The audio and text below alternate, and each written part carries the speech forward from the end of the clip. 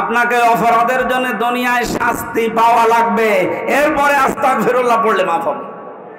আমি আশা করি আপনি কথা বুঝেছেন। সুতরাং আপনাদেরকে আমরা পবিত্র করে দলে নিয়ে আসতে চাই, এই দুনিয়ায় বসবাস করার যোগ্যতা এবং সম্মানজনক জায়গা দিতে চাই আপনার শাস্তি হওয়ার পর। এই কথা বলে না কেন? 8 বছর 10 বছর 14 বছর যাদেরকে আয়না ঘরে রেখে দিয়েছিলেন, 3 বছর 4 বছর 10 বছর 15 বছর পর্যন্ত যারা বিনা কারণে জেলের ভেতরে আছে, আপনাদেরকেও এই শাস্তি এইভাবে পাওয়া লাগবে। আপনি হয় 8 বছর আয়না ঘরে থাকবেন, নাই 3 বছর জেলে থাকবেন। 8 আর 3 কত হয় বলেন বলেন? আর আমরা জানি 11 বছর পরে আপনি মাটির নিচে থাকবেন।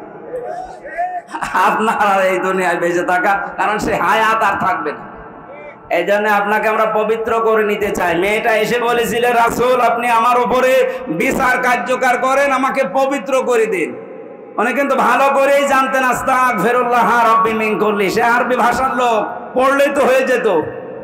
আমরা এইভাবে ধোঁকা দিতে চাই না আপনাদের, আমরা সত্যিকার অর্থে পবিত্র করতে চাই। আপনি এখন আস্তাগফিরুল্লাহ পড়ার পাশাপাশি এদেশে 15.5 বছরে যে যে অপরাধ করেছেন, ওই অপরাধের শাস্তি মাথায় নিয়ে তারপরে মারা যাবেন। এই কথা বলেন না কেন? আল্লাহ এভাবে তাওবা করার তৌফিক আপনাকে দান করেন, বলেন আমিন। সূরা আলে ইমরানের 133 নম্বর আয়াত থেকে ওই দিন শুরু করেছিলাম। আল্লাহ বলেন, তোমরা দৌড়াও আমার মাগফিরাতের দিকে, কারণ আমি আল্লাহর ক্ষমা যে পেয়েছে তার জীবন সাকসেস। আপনি কিয়ামত পর্যন্ত ক্ষমতায় আছেন, মরণের পরে আল্লাহ আপনাকে ক্ষমা করেনি, আপনার পুরা কিয়ামত পর্যন্ত হায়াত ব্যর্থ। কথা বলেন না কেন? সুতরাং আমরা যেখানে যে অবস্থায় থাকি আল্লাহর ক্ষমার দিকে আমরা দৌড়াতে চাই। কিয়ামতে যদি আল্লাহ কারো বিচার করে, সেই বিচার ব্যবস্থায় কোনো অবিচার থাকবে না। আল্লাহর বিচারে কোনো অবিচার আছে? নেই। যদিও ন্যায় বিচারের নাম করে 15.5 বছরে অবিচার চলছে। এই যারা যাচ্ছে ছেলেরা একটু তাড়াতাড়ি করবেন, খালি যাবে আর বের হয়ে চলে যাবে। সুবহানাল্লাহ আলহামদুলিল্লাহ লা ইলাহা ইল্লাল্লাহ। না থাকবে সুবহানাল্লাহ। মা বোনদের ভিতরে যারা স্বেচ্ছাসেবীরা আছেন, একটু মেহরবানি করে আপনারা ব্যাগ নিয়ে যাবেন। আমাদের তাফসীর মাহফিল সাবা ব্যাগ আছে, বাচ্চারা কাছে দাঁড়িয়ে আছে, যারা আস্থায় যারা আছে সেখানে আপনাদের ব্যাগগুলো পাঠিয়ে দেন, মেহগনি বাগানে পাঠিয়ে দেন। আসলে সত্যি কথা বলতে কি, দুর্যোগপূর্ণ আবহাওয়ার কারণে বিশাল আয়োজনে আমরা বাড়িয়েছি আজকে, বৃষ্টি হওয়ার কারণে বিভিন্ন কারণে আমরা খরচ খরচা বেড়ে গেছে। আপনাদের অনুরোধ করছি যারা এসেছেন কোরআনের জন্য 100 টাকা 200 টাকা 500 টাকা 10 20 50 যার কাছে আছে কেউ ফেরাবেন না, অন্তত কেউ ফেরাবেন না, এতটুকু দাবি রাখলাম আপনাদের কাছে। আল্লাহ কবুল করুন, আমিন। ভাই যে সেখানে আছেন তার কাছে যাবেন, আপনি 5 টাকা হলো আজকে দেবেন কোরআনে কারিমে এই প্রচারে, আপনার যেন অন্তত এই সমর্থনটা থাকে। হুয়াজে তাবাকুম ওয়া মা জাআলা আলাইকুম ফিদ-দীনি মিন হারাজ। আল্লাহ বলেন আমি নির্বাচিত করি সবাইকে, এই ময়দানে নিয়ে আসেননি আল্লাহ, নির্বাচিত করেন আল্লাহ তাআলা নিজে। আমার প্রশ্ন হচ্ছে, নির্বাচিত করা হয় কিসের মাধ্যমে মানুষকে? নির্বাচনের। বলেন তো কিসের মাধ্যমে? নির্বাচনের মাধ্যমে আল্লাহ নির্বাচিত করেন। লক্ষ লক্ষ নবীদের উম্মত ছিল, তাদের ভেতর থেকে আল্লাহ আমাদেরকে নির্বাচনের মাধ্যমে নির্বাচিত করে উম্মতি মুহাম্মদি বানিয়েছে। অথচ 15.5 বছরে এই সিস্টেমটাই যিনি পালিয়েছে তিনি একেবারে নষ্ট করে ফেলে দিয়েছে। নির্বাচন ব্যবস্থাটাই ছিল না, তে নির্বাচিত হবেন কি করে? এজন্য যারা ছিল অধিকাংশগুলোই নির্বাচন ছাড়া বিনা ভোটের এমপি। গতকালকে আপনারা দেখছেন দিল্লি থেকে কিছু উল্টাপাল্টা কথা আসতেছে। ফরহাদ মজহারের আজকে একটা আর্টিকেল বের হয়েছে, গোপন কিছু কথা বলা ঠিক না আসলে মাইকে, তারপরেও বলছি। যিনি পালিয়ে গেছেন, পালিয়ে যাওয়ার মানুষের পদত্যাগ পত্র জমা দেওয়া লাগে পৃথিবীর ইতিহাসে আমি পাইনি। তাহলে লক্ষণ সেনের পদত্যাগ পত্র দেখান আপনি, কথা বলেন না কেন? 850 বছর আগে সে পালিয়েছে, তার পদত্যাগ পত্র যদি না লাগে, যে পালিয়ে গেল তারটা লাগবে কোন কারণে? আর এই ধোয়া তুলে এখন একটা নতুন ষড়যন্ত্র চলছে। সামনে যেহেতু ট্রাম্প মুসলমানদের আর এক শত্রু। এই শয়তানের সাথে আবার ওনাদের লাইন আছে ভালো, এটা চেষ্টা চালাচ্ছে সামনে যদি ওই ট্রাম্প এই শয়তানের দোসর যদি আসতে পারে, এরা একটা ভুয়া নিউজ তুলবে যে আমরা পালাইনি, জোর করে আমারে পালিয়েছি। যেটা আন্তর্জাতিক একটা বিষয় আছে, আমরা এদেশের জনগণ যদি সঠিক এখন যা আছি এইভাবে থাকতে পারি, কোনো ষড়যন্ত্র এদেশে কাজে লাগবে না ইনশাআল্লাহ। এই জন্য আমরা চাচ্ছি খুব তাড়াতাড়ি যারা আছেন সম্মানজনক একটা সময় নিয়ে খুব তাড়াতাড়ি নির্বাচনের মাধ্যমে নির্বাচিত সরকারের হাতে এই দেশটা দিয়ে দিন, নয়তো আপনারা পারবেন না, ষড়যন্ত্র করে উল্টিয়ে দেবে। খুব তাড়াতাড়ি চাচ্ছি, কারণ নির্বাচনের মাধ্যমে আল্লাহ নির্বাচিত করেন। সূরা হজের ৭৮ নম্বর আয়াত, এই আয়াতকে আমি বানিয়েছি। হুয়া জিতাবাকুম, আল্লাহ বলেন আমি নির্বাচিত করি। সুতরাং আজকে যাদেরকে আল্লাহ বাছাই করে এই গরমের ভেতরে এখানে এনেছেন, আপনারা যে যা দিয়েছেন আলহামদুলিল্লাহ, আরো যাদের সামর্থ্য আছে ওনাদের কমিটির কাছে জমা দিয়ে দিন। আমরা কথা বলছিলাম আল্লাহ রাব্বুল আলামিনের আয়াত দিয়ে, তেলাওয়াত কিন্তু আয়াতের ভেতরে আমরা একটু প্রবেশ করছি। তাফসীরুল কোরআন মাহফিল লিখে দিয়েছেন, ওই দিন পরিবেশ থাকলে আমরা ১-১.৫ ঘন্টা কথা বললে শেষ হয়ে যেত। মহিলা এসেছিল নবীজির কাছে, বলছিলাম বিশ্বনবী তার শাস্তি কার্যকর করলেন। এক সাহাবীর রক্ত লেগেছিল হযরতে খালিদ ইবনে ওয়ালিদ রাদিয়াল্লাহু তাআলা আনহু। তিনি ভৎসনা দিলেন মহিলাকে। বিশ্বনবীর কানে যাওয়ার পরে বললেন, খালিদ থামো, এই মেয়েটার যে অনুশোচনা, এই যে অনুতপ্ত হয়েছে, আর যে শাস্তিটা দুনিয়ায় সে পেয়ে গেল, এর তাওবা আল্লাহ এমন ভাবে কবুল করেছে, যদি কোনো জালেমও এইভাবে তাওবা করে আল্লাহ তাকেও মাফ করে দেবে। নবীজির এই হাদিস থেকে আমরা যে শিক্ষাটা নিতে পারি, 15.5 বছর যারা জুলুম করেছেন, যারা মানুষকে গম খুম আয়না ঘরের সাথে জড়িত ছাড়াই, এরা যদি শুধু আস্তাগফিরুল্লাহ পড়েন আপনার গুনাহ মাফ হবে না। আপনাকে অপরাধের জন্য দুনিয়ায় শাস্তি পাওয়া লাগবে, এরপরে আস্তাগফিরুল্লাহ পড়লে মাফ হবে। আমি আশা করি আপনি কথা বুঝেছেন। সুতরাং আপনাদেরকে আমরা পবিত্র করে দলে নিয়ে আসতে চাই, এই দুনিয়ায় বসবাস করার যোগ্যতা এবং সম্মানজনক জায়গা দিতে চাই আপনার শাস্তি হওয়ার পর। এই কথা বলে না কেন? 8 বছর 10 বছর 14 বছর যাদেরকে আয়না ঘরে রেখে দিয়েছিলেন, 3 বছর 4 বছর 10 বছর 15 বছর পর্যন্ত যারা বিনা কারণে জেলের ভেতরে আছে, আপনাদেরকেও এই শাস্তি এইভাবে পাওয়া লাগবে। আপনি হয় 8 বছর আয়না ঘরে থাকবেন, নাই 3 বছর জেলে থাকবেন। 8 আর 3 কত হয় বলেন বলেন? আর আমরা জানি 11 বছর পরে আপনি মাটির নিচে থাকবেন। আপনার আর এই দুনিয়ায় বেঁচে থাকা, কারণ সে হায়াত আর থাকবে না। এই জন্য আপনাকে আমরা পবিত্র করে নিতে চাই। মেয়েটা এসে বলেছিল, রাসূল আপনি আমার উপরে বিচার কার্যকর করেন, আমাকে পবিত্র করে দিন। উনি কিন্তু ভালো করেই জানতেন আস্তাগফিরুল্লাহ রাব্বি মিন কুল্লি, সে আরবি ভাষার লোক, পড়লেই তো হয়ে যেত। আমরা এইভাবে ধোঁকা দিতে চাই না আপনাদের, আমরা সত্যিকার অর্থে পবিত্র করতে চাই। আপনি এখন আস্তাগফিরুল্লাহ পড়ার পাশাপাশি এদেশে 15.5 বছরে যে যে অপরাধ করেছেন, ওই অপরাধের শাস্তি মাথায় নিয়ে তারপরে মারা যাবেন। এই কথা বলেন না কেন? আল্লাহ এভাবে তাওবা করার তৌফিক আপনাকে দান করেন, বলেন আমিন। সূরা আলে ইমরানের 133 নম্বর আয়াত থেকে ওই দিন শুরু করেছিলাম। আল্লাহ বলেন, তোমরা দৌড়াও আমার মাগফিরাতের দিকে, কারণ আমি আল্লাহর ক্ষমা যে পেয়েছে তার জীবন সাকসেস। আপনি কিয়ামত পর্যন্ত ক্ষমতায় আছেন, মরণের পরে আল্লাহ আপনাকে ক্ষমা করেনি, আপনার পুরা কিয়ামত পর্যন্ত হায়াত ব্যর্থ। কথা বলেন না কেন? সুতরাং আমরা যে যেখানে যে অবস্থায় থাকি আল্লাহর ক্ষমার দিকে আমরা দৌড়াতে চাই। কিয়ামতে যদি আল্লাহ কারো বিচার করে, সেই বিচার ব্যবস্থায় কোনো অবিচার থাকবে না। আল্লাহর বিচারে কোনো অবিচার আছে? নেই। যদিও ন্যায় বিচারের নাম করে 15.5 বছরে অবিচার চলছে। আপনি কথা বললে অনেকে বলে, হুজুর ওই দিকে চলে যাচ্ছে, গেলে করবো কি? কারণ কোরআনের কোনো আয়াত জালেমের পক্ষে নেই। এক কথা বলে না কেন? কোরআনের কোন আয়াত মুনাফিকের পক্ষে আছে? বললে তো আপনার বিরুদ্ধে যাবে। এখন কি কোরআন সংশোধন করবেন না নিজে পাল্টাবেন? সুতরাং নিজে পাল্টানোর সময় এখনই আপনি পাল্টাবেন। আল্লাহ রাব্বুল আলামিনের ক্ষমার দিকে আমরা এখন দৌড়াচ্ছি। জান্নাতিন আরদুহাস সামাওয়াতু ওয়াল আরদ, আল্লাহ বলেন ওই জান্নাতের দিকে দৌড়াও যে জান্নাতের প্রশস্ততা আকাশ আর জমিনের চাইতেও বিস্তৃত। সারা পৃথিবীতে সারা জীবন যদি আমরা মুসলমানেরা কষ্ট করার পরে মরণের পরে মহান আল্লাহর বানানো জান্নাত পেয়ে যাই, আমাদের জীবন সফল। বলেন সুবহানাল্লাহ। আমরা ওই ঈমান তৈরি করার জন্য এই অনুষ্ঠানগুলোতে আসি। আপনি যদি দুনিয়ায় কিচ্ছু না পান, এই যে চোখ দুইটা পেয়েছেন, এই যে কথা বলতে পারছেন, কিয়ামত পর্যন্ত হায়াত পেয়ে সেজদা দিয়েও আপনি এই শুকরিয়া আদায় করতে পারবেন না।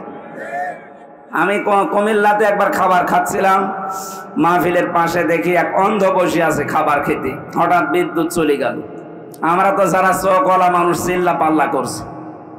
অন্ধ আমার বলছে, হুজুর মাত্র 2 মিনিট কারেন্ট চলে গেছে, আপনারা চিল্লাচ্ছেন, অথচ আজ 42 বছর আমার জীবনে কোনো কারেন্ট নেই, আমি চোখে দেখি না। বলেন তো 2 মিনিটে সে কি আমাকে জানিয়েছে যে 42 বছর আমার জীবনে কারেন্ট নেই? আমি তো চিল্লালাম না, আপনি মাত্র 2 মিনিটে চিল্লাচ্ছেন।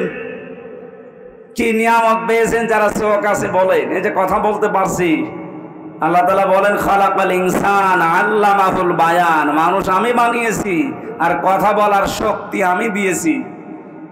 বিজ্ঞান এখন জানাচ্ছে যে কথা বলতে হলে এখান থেকে 27টা ধাক্কা লাগে, 27টা স্তর পার করার পরে একটা কথা তৈরি হয়।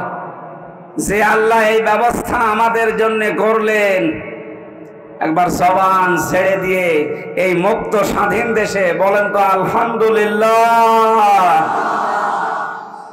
আমরা আপনাকে দৌড়াতে আহ্বান জানাচ্ছি আল্লাহর ওই জান্নাতের দিকে, যার প্রশস্ততা এই আকাশ আর জমিনের চাইতেও বিস্তৃত। আল্লাহ 8টা জান্নাত বানিয়েছেন, আমরা শুনি না। জান্নাত একটা, জান্নাতের স্তর 8টা। কোরআনে কারিমে আরো বেশি পেয়েছি, আমি 100টার উপরে স্তর পেয়েছি। দুনিয়াতে যে যেই ধরনের কাজ করবে আল্লাহ তার জন্য ওই জান্নাত প্রস্তুত করে রাখবে। এখানে যে আসমান জমিন বিস্তৃত জান্নাতের কথা আল্লাহ জানিয়েছেন, এটা আল্লাহ বানিয়ে রেখেছেন উইদ্দাত লিল মুত্তাকিন, যারা মুত্তাকি হবে তাদের জন্য। এখন মুত্তাকি কাকে বলে? আমরা এদেশের মানুষ মনে করে বিশাল জোব্বা গায়ে দেবে, পাগড়ি মাথায় দেবে, হাতি তসবিহ থাকবে, বড় দাড়ি থাকবে, দরবেশের মতো, এ মুত্তাকি হয়ে গেছে।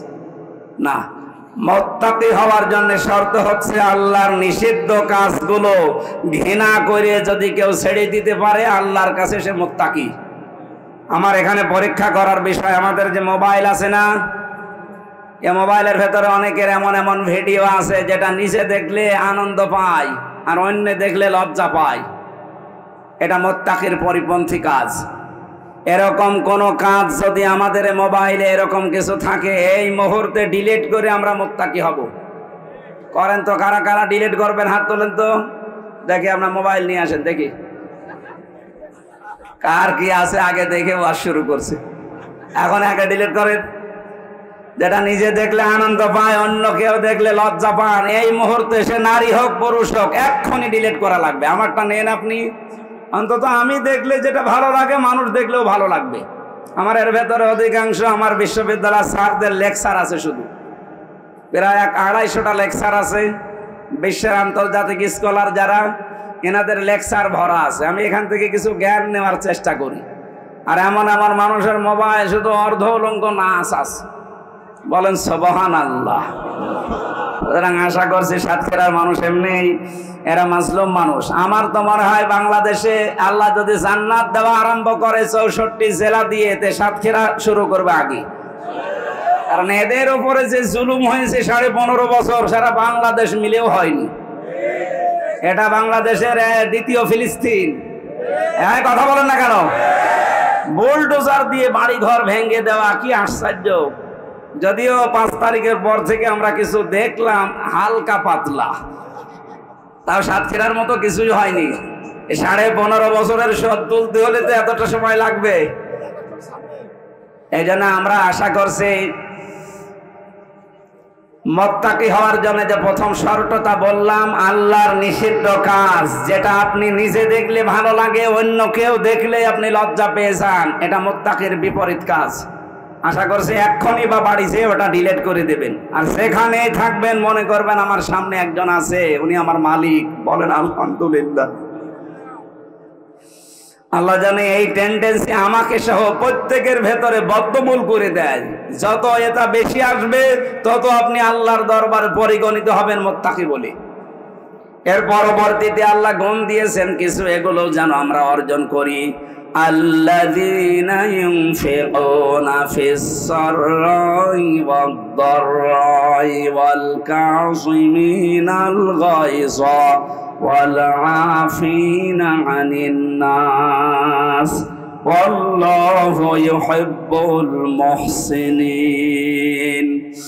আল্লাহ পাক বলেন যারা সুখে হোক দুঃখে হোক, দুনিয়ার সম্পদ যেহেতু ওর হাতে থাকবে না, এই জন্য যতদিন বেঁচে আছে ও আল্লাহর দিনের জন্য, মানবতার জন্য সাধ্য মতো খরচ করতেই থাকে। রাগ যদি হয় তার, সে রাগকে হজম করে। কোন মানুষকে যদি শাস্তি দেওয়ার ক্ষমতাও থাকে, তারপরও আল্লাহর দিকে তাকিয়ে মাফ করে দেয়। এই তিনটি গুণ অর্জন যারা করে, আল্লাহ বলেন এরা মুহসিনদের ভেতরে অন্তর্ভুক্ত। আমি এদেরকে নিজে ভালোবাসি। জোরে বলেন সুবহানাল্লাহ।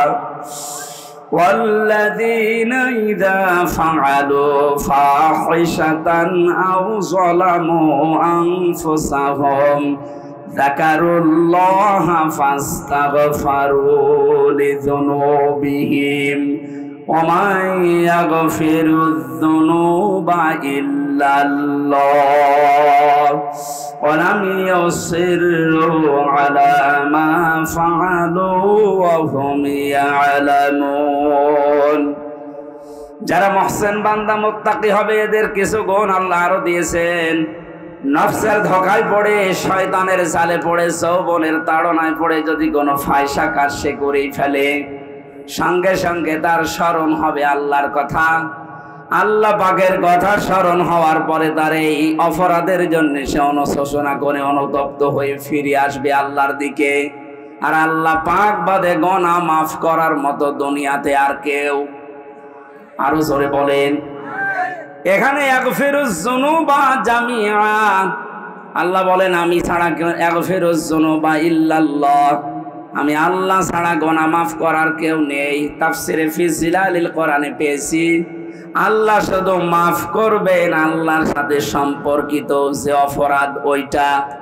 আপনি নামাজ পড়েননি, রোজা রাখেননি, হজ করেননি, সামর্থ্য থাকার পরেও আল্লাহ যদি ইচ্ছা করে মাফ করে দেবে। কিন্তু কোন মানুষ যদি তার বান্দার অধিকার নষ্ট করে, হক নষ্ট করে, যতদিন সে ক্ষমা না করবে আল্লাহ ক্ষমা করবে না। এই যে কয়েকদিন আগে আমার মামলা সব খারিজ হয়ে গেছে, আদালত কর্তৃক প্রমাণিত যে আমি নির্দোষ, আমার কোনো দোষ পাইনি। বিনা কারণে আমাকে 3টা বছর আমার জীবন থেকে যারা নষ্ট করে দিয়েছে, আমার মামলার আয়ু থেকে শুরু করে যিনি পালিয়েছে উনি পর্যন্ত, প্রত্যেকে এখন আমার মামলার আসামি। কথা বলে না কেন? ওনাদের জীবনেও আল্লাহ মাফ করবে না যতদিন পর্যন্ত আমি মন থেকে মাফ না করব। আর আমি বলছি আমি পেয়েছি, আমি জীবনও মাফ করব না। তার মানে আমি মাফ না করলেও জান্নাতেও যেতে পারবে না। কথা বলে না কেন? এই 3 বারের ভোটে যারা ভোট, নিজের ভোট, অন্যের ভোট সব দিয়ে দিলেন, এর ভেতরে কত মানুষে 15 বছরে মারা গেছে। এ মানুষের অধিকার আপনি নষ্ট করেছেন।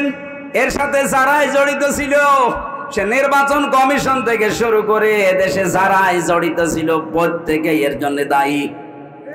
আপনাদের পাশের তালা না, এখানকার এক জামাই, আমি নাম নিলাম না, উনি আমার সাথে ছেলে ছিল ওসি, এই নুসরাত হত্যা মামলার একজন, আমার বলছে হুজুর আমার পাশেই ছিল, যে আমি ওই সময় দিনের ভোট যেহেতু রাতে করা লাগবে নির্দেশ এসেছে, এই জন্য আমার দল বল যা আছে সব নিয়ে আমি আল্লাহর নামে আরম্ভ করলাম। আমি তা আবার ব্যাখ্যা বলেছিলাম, এই কারণে আমার শোনাচ্ছে। ফজর পর্যন্ত কাজ করলাম, বাক্স জমা দিয়ে দিলাম, এবার গোসল করে ওযু করে নামাজে দাঁড়ালাম, যে আল্লাহ আমি যাই করেছি তুমি আমারে মাফ করে দাও। আমারে বলছো হুজুরে তওবা কি হয়েছে? না, এই আর কি মারা হয়েছে। কারণ আপনি তো অপরাধ আল্লাহর কাছে করেননি, করেছেন হামজার কাছে। একটা এমপির আন্ডারে 3.5 লাখ 4 লাখ মানুষ থাকে, তাদের ভোট আপনি জোর করে দিয়ে দিলেন, তাদেরকে দিতে দেননি। ওই দিন থেকে আপনি এতদিন জেলে আছেন, এর ভেতরে কত মানুষ মারা গেছে, কথা বলেন না কেন? কত মানুষ মারা গেছে, তাদের কাছে আপনি এখন মাফ চাবেন কি করে? আর যারা জীবিত আছে সবার কাছে তো আপনি যেতে পারবেন না, আপনার দুনিয়াও শেষ, আখিরাতও শেষ। সুতরাং এইরকম কোন কাজ যেন আমরা না করি যে দুনিয়াও শেষ হয়ে যাচ্ছে, আখিরাতও শেষ। আলাম ইউসিররু আলা মা ফাআলু ওয়া হুম ইয়ালামুন, তারা হঠকারিতা করে না। একবার যদি কোনো কাজ করে ও জীবনের মতো ফিরে আসবে আর ওই কাজে সে রিপিট করবে না।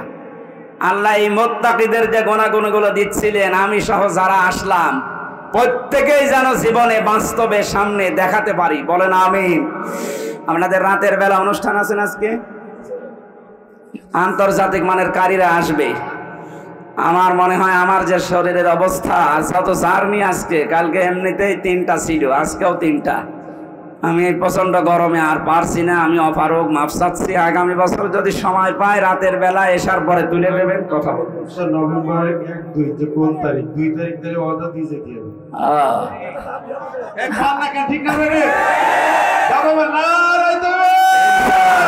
ভাই বেলালে ভাইয়ের কথা তো ফেলা যাবে না, আর এক ভাই বড় ভাই আছে আমার জেল পার্টনার, সে জেলে হজ করলে নাকি বলে, মানে কি বলে, আলহাজে হাসি ভাই, আর আমার এই যে জেল হাস ভাই।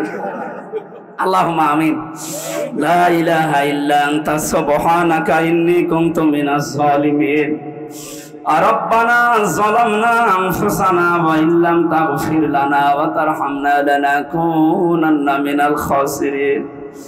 আল্লাহ তাআলা, প্রচন্ড গরমের ভেতরে তোমার যে বান্দা বান্দিগুলো দাঁড়িয়ে বসে আছে, আজকের এই দৃশ্য দেখে এদের জীবনের অপরাধগুলো সব নেকি বানিয়ে দাও। এত কষ্ট করে কোরআন প্রচার করার জন্য যারা শ্রম দিচ্ছে, এদেরকে ওসমানের মতো বানিয়ে দাও। আল্লাহ তাআলা, তোমার শ্রদ্ধাভাজন, আমার শ্রদ্ধাভাজন বড় ভাই মুহাদ্দিস আমিরুল ইসলাম বেলালের ডাকে সাড়া দিয়ে সেই কুষ্টিয়া থেকে এত কষ্ট করে কোরআনের কথাগুলো বলার জন্য এসেছিলাম। যতটুকু বলেছি আমি বিশ্বাস করি তোমার বান্দা বান্দিরা বুঝে ফেলেছে, এখন তাদের জীবনে আমল করার তৌফিক দাও। মাহফিলের প্রধান অতিথিটাকে তুমি বানিয়েছো আমাদের অভিভাবক, এলাকার কৃতি সন্তান, মাজলুম মানুষ হাবিবুল ইসলাম হাবিব ভাই, তার মা বাবাকে মাফ করে দাও, তার সন্তানাদিকে কবুল করো। আল্লাহ, তার এই মাজলুম জীবনটাকে মেহেরবানি করে তুমি মাফ করে দাও রব্বুল আলামিন। বেলালি ভাইয়ের মা অসুস্থ হয়ে পড়ে আছে, দোয়া চেয়েছি শিফায়ে কামিলা আজেলা নসিব করো। এখানে আমি সহ যারাই অসুস্থ আছি, আমাদের শরীরকে তুমি আবার স্বাভাবিক বানিয়ে দাও। সম্মানিত মা বোনেরা যারা এসেছে, এদেরকে খাদিজার মতো, আয়েশার মতো বানিয়ে দাও। আগামীতে তাদের জন্য তাদের দায়িত্ব কর্তব্য যেন বলতে পারি, সেই সুযোগও করে দিও আল্লাহ। কোরআনে কারীম শোনার জন্য যারা এত ব্যস্ত, এই সাতক্ষীরাকে কোরআনের ঘাঁটি বানিয়ে দাও। বারাকাল্লাহু লানা ওয়া লাকুম ফিল কোরআনিল আযীম। যখন এই মরণ আসবে, এই জবানে জারি করে দিও লা ইলাহা ইল্লাল্লাহু মুহাম্মাদুর রাসূলুল্লাহ।